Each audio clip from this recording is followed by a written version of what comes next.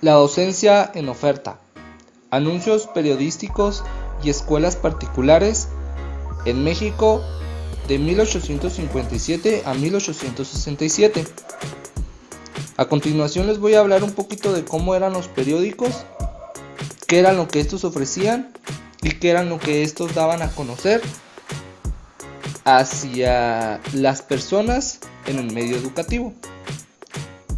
El periodismo durante la segunda mitad del siglo XIX desempeñó pues un papel importante en la sociedad.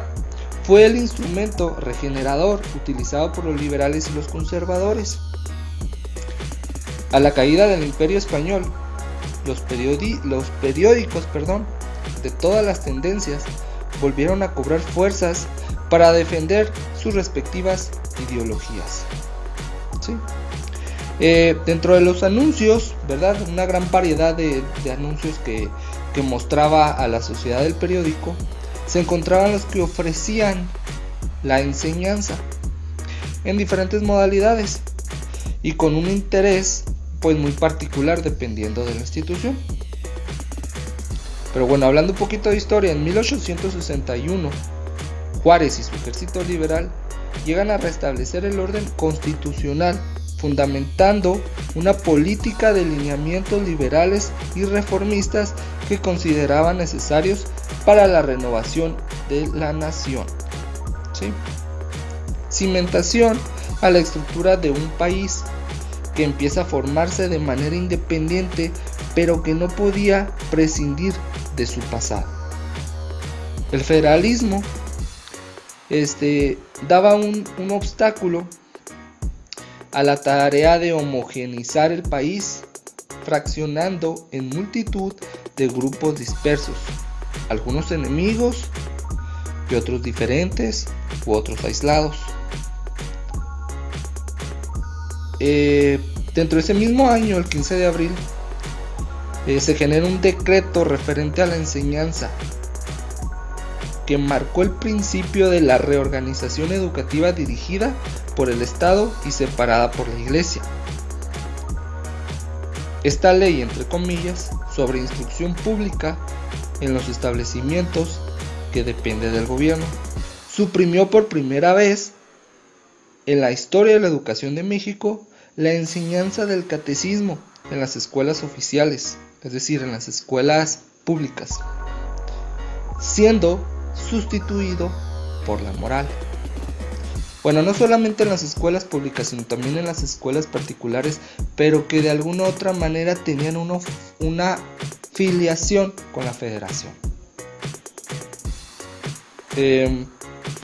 Algo cotidiano que tenían las escuelas particulares era que los mejores estudiantes podían aspirar a nivelarse con estudiantes de otros países, en el caso de la Unión Europea. ¿Sí? Y bueno, por ejemplo, algunas instituciones particulares pues seguían impartiendo el catecismo y la historia sagrada, pero sobre todo lo más atractivo era la enseñanza de uno o más idiomas. La educación de estas escuelas tenían un precio que los padres o los tutores de los niños y niñas pues tenían que pagar mensualmente y sobre todo por adelantado. ¿Sí?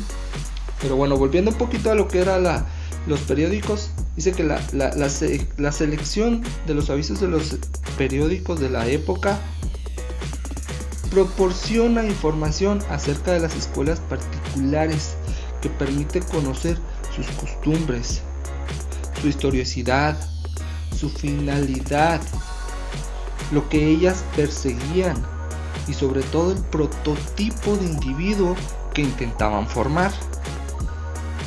¿Sí? Dentro de las escuelas particulares existían tres tipos de alumnos: los pupilos, los medios pupilos y los externos. ¿Sí? Aluyendo que los pupilos eran aquellos alumnos que tenían la oportunidad, o más bien que sus padres tenían la oportunidad de pagarle la educación completa que ofrecía la institución a su hijo. Los medios pupilos, bueno, pues a la mitad, y los externos, bueno, a lo mejor un poquito menos. ¿Sí? El gasto que el padre de familia tenía, pues iba a depender sobre aquellas asignaturas o cursos que el alumno cursaba en el establecimiento o en la institución, ¿sí?